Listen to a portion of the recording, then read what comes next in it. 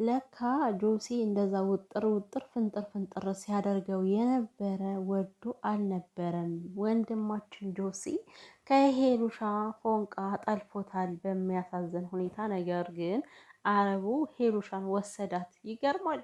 ጆሲ ተበላ በቃ። ሰላም ሰላም ቤተሰብ እንዴት ናችሁልኝ? ሰላማችሁ ይብዛ።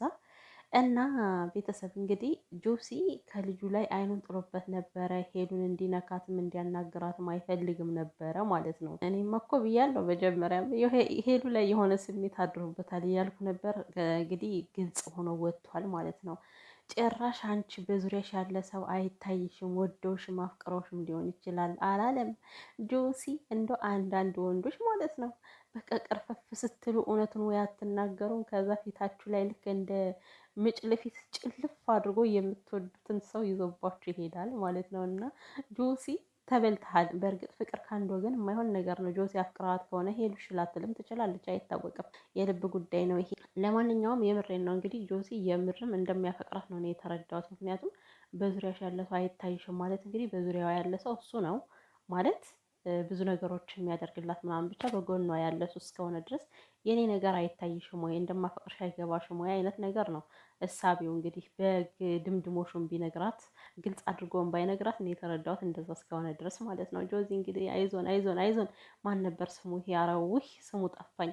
እና ወደ ሄሉ ስንሄድ ደግሞ ማለት ነው ሄሉዬ ምን ነው በአንድ ቀን ግልብጥ ብለሽ መልአክ የሆንሹ ከልጁ ላይ ምንድን ነው? የምር ፎንቃ ጠልፎሽ ነው አንቺም ቤተሰብ ምሬን ነው። ሄሉዬ ፎንቃ ጠለፋት እንዴ ከልጁ? አይመስለኝም አይመስለኝም። እንዴ ታርገበገበች እኮ ጨራሽ ሩጫ በሩጫ። አረ ሄሉዬ ጠይ የምሬን ነው ማለት አየው በፍልጋ እኮ ነው የሆነ እንዴት እንደሮጠች ስታየው፣ እሳ ደግሞ ልጁን ስታየው ማለት ነው እንዴት ሩጣ እንዳቀፈችው። እንዴ በአንድ ቀን እንዲህ መገለባበጥ ይቻላል እንዴ? ሄሉሻ የምር እውነት ወደሹ ከሆነ መልካም ነው፣ ይሻልሻል። ከኢትዮጵያ ወንዶች 10 እጅ ይሻላል እናቴ። የኢትዮጵያ ወንዶችን ማቃጠል ብቻ ነው የሚያውቁት እነሱ። ትክክለኛ ስራቸው ማቃጠል ካልሆነ ሌላ ምንም መፍትሄ የላቸውም። የምሬን ነው። እና እውነት ለመናገር አረቦች እኮ ክብር አላቸው። የውጭ ሀገር ዜጋ በአጠቃላይ ማለት ነው ለፍቅረኛሞቻቸው ክብር አላቸው፣ ለሚወዷቸው ማቾች ናቸው። እና እንግዲህ ሄሉዬ በቃ ልቧን አሸንፋ እኔ መሄድ የለበትም የምነግረው ነገር አለ ከቤት ትመጣለህ እያለችው ነበረ። እንግዲህ ልጁም ደግሞ በጣም ደስ ብሎኛል እያለ አማርኛውንም አረበኛውንም እያቀላቀለ ነበር። በደስታ ብዛት ወሬውን እያቀላቀለው ነበር እና ማለት ነው። ግን አንድ ነገር ማወቅ ያለባችሁ ሻንጣው እኮ ባዶ ነው። የምሬን ነው። ሻንጣውን በደንብ አይታችሁት ከሆነ አያችሁ፣ ልፋስ ራሱ እየጣለው ነበረ። ምንም አይነት እቃ የለውም ሻንጣው፣ በጣም ባዶ ሻንጣ ነው። ስለዚህ ድራማ እየጀመራችሁ ከሆነ መልካም ነው። እንግዲህ ስሩ እንዴ! ሁሉም ሰው ድራማ እየሰራ ነው ያለ። ስለዚህ ቀውጥ ያለ ድራማ ስሩ። እንግዲህ ምን ማድረግ ይቻላል? እኛ ምናያለን።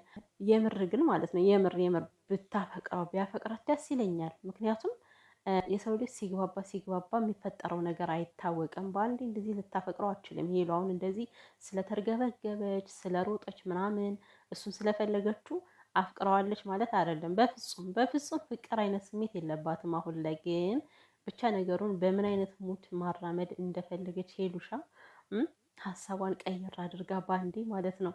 ኤሪክ ነው ኤሪክ ነው አይደለ መሰለኝ ስሙ፣ እንደዛ ነገር ነው ማለት ነው። እሱ ግን ከልቡ ተደሰተ። ጭራሹኑ ፓስፖርት ላወጣ ነው አለ ማለት ነው። ሄሉሻን ይዟት ቱርክ ጥርግ ሊል ነው።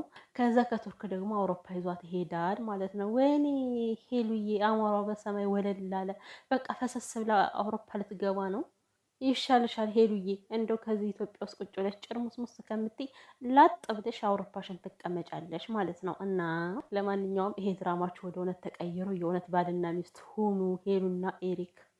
ውድ ቤተሰብ እኔ ስሙ ግራ ስለገባኝ ነው። እኔ ጠፍቶኝ እኮ ነው። ኤሪክ ነው ማን ያለችው ሄሉ ስሙን ጠርታው ነበረና እና ጆሲ ያው መጨረሻ ላይ እንግዲህ ሻንጣ ተሸካሚ ነው የሆነው።